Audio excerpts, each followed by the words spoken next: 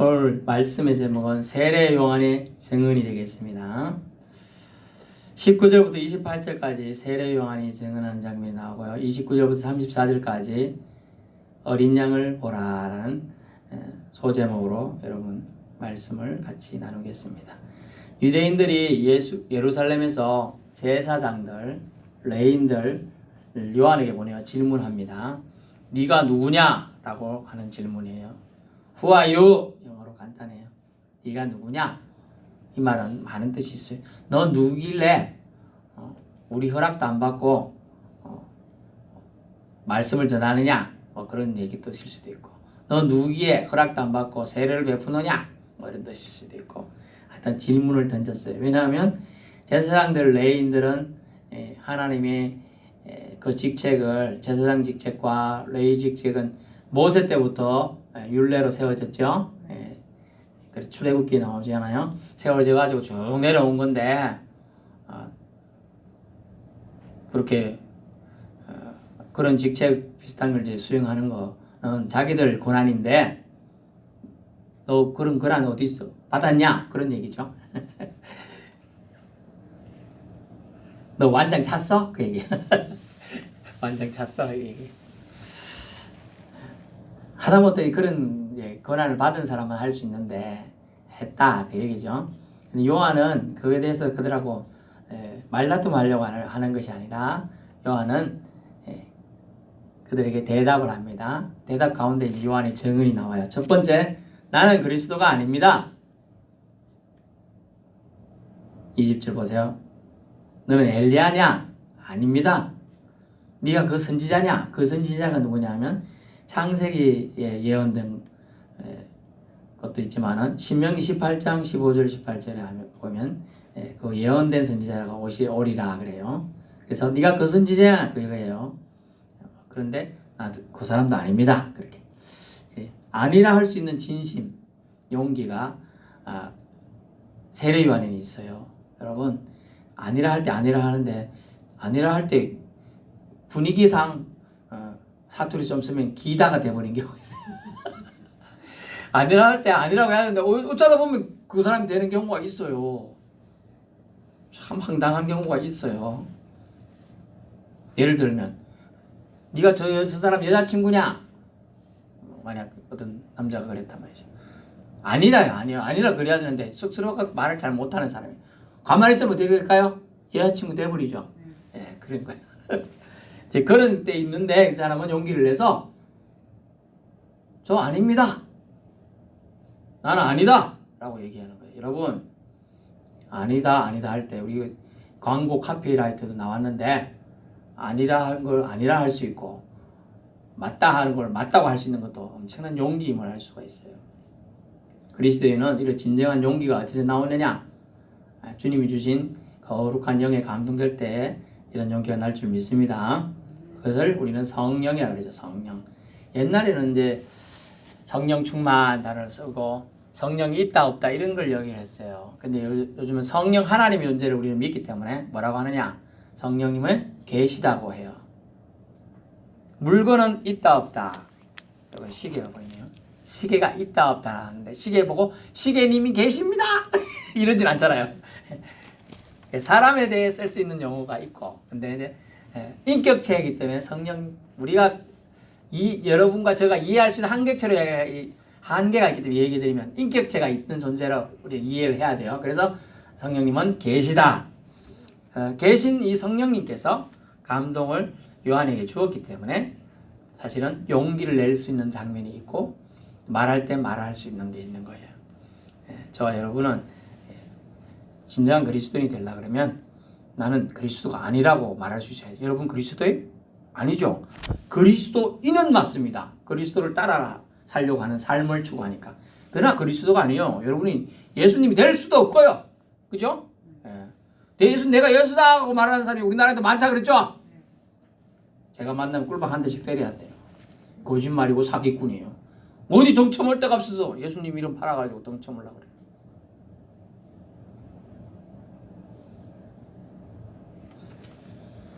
그걸 보고 뭐라 그래? 벼룩이 간을 빼먹는 놈이다. 세상이 자기에게 주목할 때요, 여러분 쇼맨십이 등장하기 마련이에요. 그것도 아닌 사람들이요, 이상하게 보면 이게 높아지는 경우가 있어요. 네, 이렇게 이문열린이라는 시인도 있었지만 추락하는 것은 날개가 있다. 비행기 추락할 때 안 보셨죠? 비행기 날개 있어요, 없어요? 비행기 날개 없어요? 비행기 추락할 날개 있어요. 새는요? 날개 있잖아, 새도. 모든 추락하는 건 날개가 있다는 거예요. 올라갈 때도 날개가 있었겠지만은 뭐냐 하면 자기가 쇼맨십이 뭐 진짜로 높아질 위치에 있어서 올라간 사람은 이걸 견딜 수 있지만은 그렇지 않은 사람은 추락할 때 감당이 안 된다는 거예요.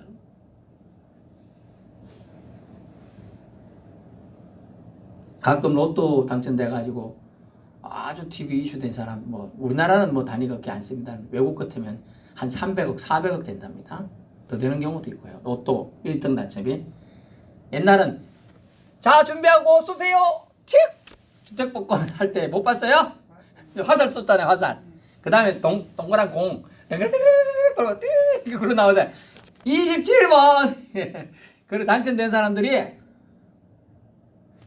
통계를 다 찾아봤는데 99%는 다 쫄딱 망했대.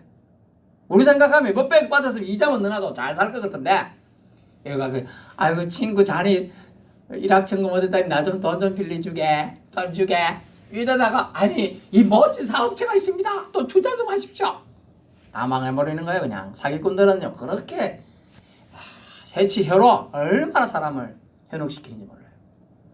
한 1% 정도는 그래도 잘 살아요. 왜? 원래 부자였던 사람들은 돈을 관리할 줄 알아. 절대 돈의 노예가 안 돼요.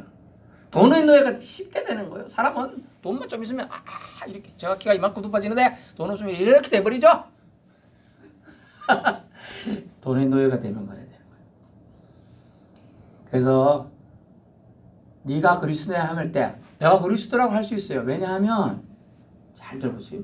세례 요한은 예수님보다 6개월 먼저 태어난 사람이고 6개월 또 친척이에요. 예수님하고는. 그리고 예수님을 잘 알아요. 그리고 구약에 예언된 선지자의 마지막 사람이 사실 세례 요한이에요. 세례 요한. 말라기서 4장 5절에 예언된 선지자가 세례 요한이에요. 자기라고 해도 틀린 거 없어요, 사실은. 그러나 그리스도는 아니죠. 세례 요한 믿어가지고 구원받은 게 아니에요. 구원받을 수 있는 게 아니에요. 제가 여러분 다 공헌해 줄 수 있는 능력이 있다 그러면 여러분 신 땡땡 목사를 믿으시오. 여러분은 그러면 구원받습니다. 제가 당장 교주로 등극합니다. 그러면 저쪽 이제 책에 나와요. 신 땡땡 목사 교주 등극 나오고 2단 목록에 들어가요. 아니라고 할 수 있는 용기 중요합니다. 요한에 대한 증언을 볼까? 1장 6절 오늘 읽지 않았는데 1장 6절 보면 이렇게 요한에 대해서 말해요. 하나님께로부터 보내심을 받은 사람이 있으니 그 이름은 요한이라. 아멘. 보냈다? 뭔 말일까요? 메신저가 됐어요. 보냄을 받았어요. 보냄을 받았다. 여러분 어떤 사람이 조선시대를 생각해 봅시다. 앞에 갑니다. 어이 비키라 비키라. 관찰사 어른 나가신다. 이 사람들이 그러면 쭉 길가에 비킵니다. 그죠? 관찰사가 잘 안 하다요. 그러면 사또 합시다. 사또 어른 나간다 비켜라. 그러면 이방이나 누가 가서 막 극하면 막 비키죠. 이방이 무서워서 비키는 거예요. 사또가 무서워서 비키는 거예요. 사또가 무섭거든. 그러면 세례 요한이 와갖고 내 뒤에 오실 예수님이 있으니까 여러분 예수님 믿어야 됩니다. 그러면 그 뒤에 말하는 그 예수님이 진짜 같아요. 말하는 지금 세례 요한이 진짜 같아요. 예수님이 진짜라는 거예요. 제가 말하고자 하는 것은. 그래서 진실을 밝히는 이 세례 요한은 보냄을 받은 자일 뿐이에요. 보낸 자도 아니고 보내서 하나님 일을 하는 사람도 아니에요. 보냄 받은 자로서 뒤에 오실 예수님을 소개하는 분이에요. 소개하는 분. 이 두 번째 뭐냐면 요한의 증언 두 번째 23절 나는 광야에서 외치는 자의 소리일 뿐이다. 소리. 제가 말합니다. 소리 지나가 버렸어요. 지금 따라 해보세요. 소리. 못하겠죠? 소리니까 휙 하고 지나가 버리는데 바람이 여러분 아무리 바람이 세다 해도 그물을 통과하지요? 그물에 머물 수가 없어. 그물 몰라요? 물고기 잡을 때 이렇게 던지는 거 투망 그 비슷한 거. 바람이 아무리 지가 힘이 세다 해도 그물을 그냥 지나가는 거예요. 응? 통과. 소리는 지나가는 것 뿐이에요. 그죠? 지나가는 거. 영향이 전혀 없는 건 아니지만 지나갑니다. 세례요한은 지나가는 존재일 뿐이다는 거예요. 자기를 강조하지 않아요. 나는 지나가는 존재야. 나는 보냄을 받아서 단지 메신저로서의 역할만 하는 거예요. 여러분 메신저의 역할이 뭐냐면 메시지만 전달하면 돼요. 내용. 그죠? 내용을 전달해야 돼요. 내 뒤에 오실 분이 누구다. 그분을 믿어야 됩니다. 이것만 전달하면 되는 거지. 내가 이거 전달해서니까 내가 높아지면 안 되는 거예요. 구약에 보면요. 엘리사라는 선지자가 나와요. 엘리사라는 선지자가 능력이 많아요. 엘리야보다 능력이 2배 곱절 이상 뛰어났어요.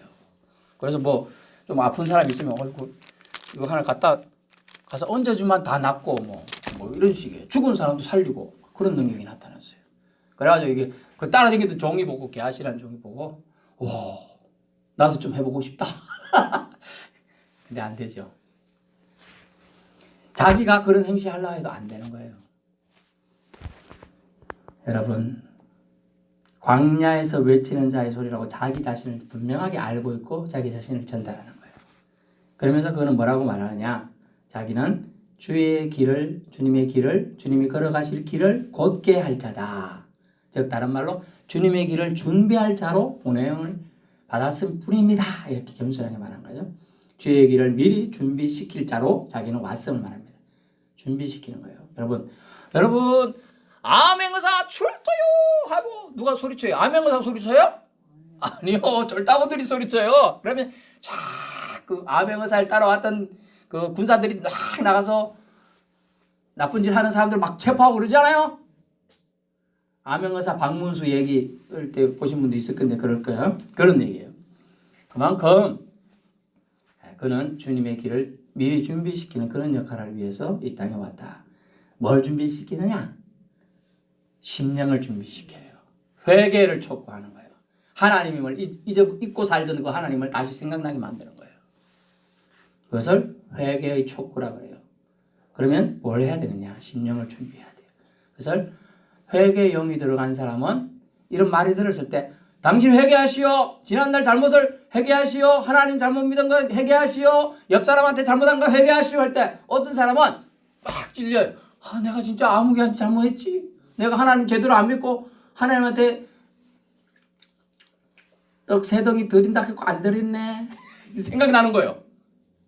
그게 성령이 더한 사람 생각나요. 그런데 어떤 사람은 그래서 듣기는 좋구나. 아이고 듣기는 좋은데 한 개도 안 신경 안 써요. 그러면 그 사람은 안 깨달아지면 회개의 영이 없는 거예요. 근데 구원받을 자는 누굽니까? 회개의 영이 머무는 자예요. 깨달아지는 거예요. 리펜트라고 해서요. 후회가 처음에 일어납니다. 후회를 통해서 변화된 삶을 터닝하는 거예요. 포인트로. 변화된 삶으로 나아가는 거예요. 그것을 회개라고 합니다. 바리새인들이 보낸 자에게 그는 이렇게 답했던 거예요. 광야에 외치는 자의 소리일 뿐입니다. 그러면서 물로 나는 세례를 베푸는 이유가 뭐냐? 그들이 물으니까 예수님을 이스라엘에 나타내야 합니다. 라고 31절에 말하고 있어요. 나도 그를 알지 못해서 내가 와서 물로 세례를 베푸는 것은 그를 이스라엘에 나타내. 이렇게 자기가 지금 베푸는 것은 회개의 세례인데 그것을 통하여 이스라엘에게 예수님을 소개하기 위해서 물로 세례 베푸는 얘가 예전에 물로 이렇게 세례를 베풀입니다만은 저는 이제 물 세례를 좀 요한처럼 했지만은 하나님께서는 성령으로 제가 세례를 베풀 때 여러분에게 하실 수 있다. 그걸 말씀드리는 거예요. 세 번째는 뭐냐면 요한이 정언은 내 뒤에 오시는 분은 능력이 심히 크시다고 합니다. 27절. 그래서 어떻게 그 비유를 어떻게 말하냐? 내 뒤에 오시는 거예요. 나는 그 신발끈을 풀기도 감당하지 못. 여러분 신발끈 있는 신발 신는 분 있죠? 운동화나 이런 거. 그걸 이제 꽉 묶고 안 자빠지게 해서 잘 꽉 묶고 다니다가 이제 어디 들어갈 때는 좀 풀어지요. 잘 때도 풀고 뭐 그런 게 하는데 그걸 푸는 일은 하인 중에 상하인 최고 하인이 그걸 불러준답니다. 왜냐하면 그거 할 때 끓을 때는 어째야 되고 주인은 앉아 있죠. 무릎 꿇고 이렇게 해야 되거든요. 네. 그래서 그 하인 중에 하인 그 사람이 하는 건데 요한 자기를 낮춰서 저는 그것도 못할 정도로 정말 예수님의 능력에 비하면 아무것도 아니다. 지금 이렇게 얘기하고 있어요. 그래서 예수님은 성령으로 세례를 베푸는 분이고 나는 물로 세례를 베풀 뿐입니다. 라고 말하고 있어요. 33절. 성령이 내려서 누구 위에든지 머무는 것을 보거든 그가 곧 성령으로 세례 베푸는 줄 알라 하셨기에. 여러분, 성령으로 세례를 베푸는 분이 우리 하나님, 즉 예수 그리스도 성자 하나님임을 요한은 소개하고 있는 것입니다. 근데 요한은 본 거죠. 성령을 본 거예요. 그죠? 이해 안 돼요? 성령이 내려서 누구에 머무는 것을 보았다고 했잖아요. 안 보셨기 때문에 설명이 힘든데, 자, 여러분 눈에 만약 여러분이 지금 이래 있는데 저 문이 닫혀 있단 말이죠. 근데 비둘기처럼 형상이 있는 게 여러분 머리 위에 가지고 이래 빙글빙글 돌다가 이래서 공물을 이걸 보게 된다 될 수가 있어요. 저도 예전에 말했지만 제가 중학교 때 수련회 갔을 때 그 머무는 장면을 제가 봤다고 했잖아요. 별로 남들은 귀신 봤다 하겠지만 저는 여러 명에게 내리는 걸 봤기 때문에 그걸 압니다. 그런 장면에 대한 묘사예요. 네 번째, 세상 죄를 지고 가시는 하나님의 어린 양을 보라고 해서 예수님을 하나님의 어린 양이라고 표현하고 있습니다. 예수님을 소개해요. 32절 성령이 비둘기같이 하늘에 내려 그 위에 머물렀더라. 내가 보고 그가 하나님의 아들이심을 증언한다. 인간의 죄를 단번에 속죄하기 위해서는요. 수많은 한 사람이 한 번 죄를 질 때마다 양 한 마리가 계속 죽어야 돼요. 양이 1,000원 한다 해도 얼마입니까? 10번쯤이면 10,000원, 100번쯤이면 그래 되죠? 근데 한두 명이 해야지. 지구상의 인간이 얼마예요? 50억, 60억, 70억. 엄청나겠죠? 잡다가 끝나. 잡다가 양 한 번 잡고 양 한 마리 죽으면 또 누가 아이고 제가 무슨 죄에서 또 잡아야 되고 저주로. 뭐 또 잡아야 돼. 이거 팔 빠질 것 같은데요. 이 잡던 제사장 팔 빠져요 진짜. 그런데 이 모든 문제를 단번에 한 번의 희생으로 치르신 분이 있는데 바로 예수 그리스도예요.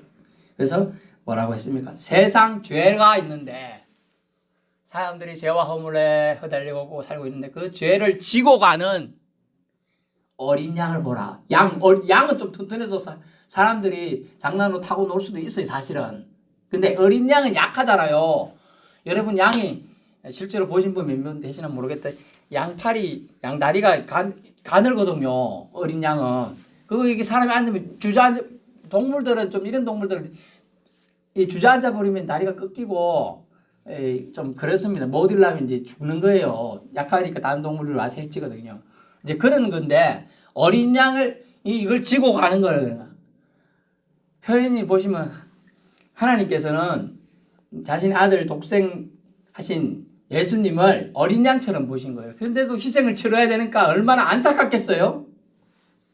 그 희생이 있어야지만 저와 여러분이 구원받으니까. 그 얘기를 요한은 이미 알고 있었죠. 그래서 그것을 소개하고 있는 겁니다. 결론입니다. 세례 요한은 구약의 마지막 예언자로서 와서 메시아를 준비할 자로 이 땅에 왔습니다. 하나님께 보냄을 받은 자로서 전령으로서 그는 정말 메신저, 전달자밖에 안 됩니다. 구약과 신약시대의 연결자로서 역할을 그는 충실히 합니다. 그것은 메시아이신 예수 그리스도를 이 땅에 소개하는 것이었습니다. 자신의 의의가 드러나기 좋은 상황이지만 그 상황에 그는 굴복하지 않았어요. 상황에 굴복한 사람이 의외로 많아요.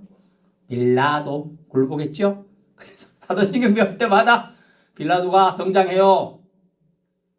쓴뿌리가 되는 거예요. 그 빌라도 가문의 후손들은 어떨까요?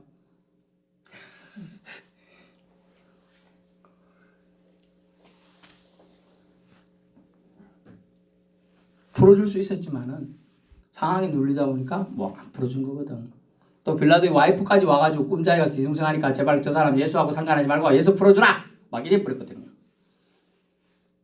풀어주고 싶은 마음도 있었어요. 그래서 또 어떻게 했어요? 아이고 바라바라 풀어줘 예수 풀어주지 마라 그러니까 세숫대야 물 떠와 그래고 손 거예요. 난 이 행동에 너들하고 나 동참 안 했다 하면서 그걸 했어요. 그런데도 역사는 빌라도가 고난받아서 죽었다고 지금 써놨어요.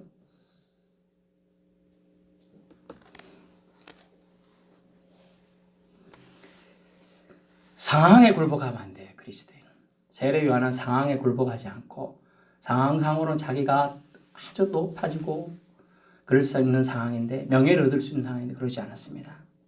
그는 정말 광야에 외치는 소리로 왔다 간 거예요. 우리가 태풍이 이 마을에 많이 불던 며칠 전에 많이 불었잖아요. 한 번 또 많이 불더라고. 막 불어버리니까 제가 무섭기도 하고 그러니까 소리가 들리니까 지금 바람 세게 부는갑다 알잖아요. 이게 요한이 여러분 회개하십시오. 천국이 가까이 왔습니다. 막 이러니까 사람들이 들리잖아요. 소리가 들려요. 그 역할을만 한 거예요. 그 역할만. 그런데 그 역할이 중요해요. 누군가는 소리쳐야 되는데 그 역할을 그는 충실히 보냄받은 자로서 충실하게 했어요. 뒤에 올 예수 그리스도를 소개한 거예요. 그것이 아주 거의 중요한 임무였고 그것을 완수하게 됩니다. 자신의 의가 드러나기 좋은 상황이지만 오직 그의 본연의 임무에 충실해서 그는 증언자로서 증언만 합니다. 그래서 세례요한의 증언인 거예요. 겸손하게 나는 그가 아니라고 합니다. 진실하게 나는 능력이 없고 예수님은 능력이 많으시다고 합니다. 예수님은 성령이 머무는 자라고 말합니다. 하나님이 선택받은 자라고 소개합니다. 성령으로 세례를 베푸실 분이라고 소개합니다. 하나님의 아들이시라고 말합니다. 하나님은 어린 양이라고 표현해주고 있어요. 요한복음은 아주 예수님을 지칭하는 사람들이 많다고 제일 첫 시간에 말씀드렸잖아요. 어린 양입니다. 인자입니다. 메시아입니다. 구세주입니다. 얼마나 많은지 몰라요. 광야에 외치는 자의 소리로서 세례 요한은 증언한 것입니다. 바람 소리에 주목하는 자 없지요. 그죠? 자신이 아니라 자신이 소개하는 대상이 예수님께 모든 시선이 집중되게끔 그는 하는 겁니다. 참다운 선지자, 중간자, 증언자가 바로 이런 모습이어야 합니다. 우리 통해 예수님이 드러나도록 해야 되는 거예요. 요한은 예수님의 경쟁자가 아니었어요. 요한은 메시아가 아닙니다. 사람들에게 하나님의 어린 양을 소개할 선지자였던 것이죠. 요한은 증언자로 왔고 증언했습니다.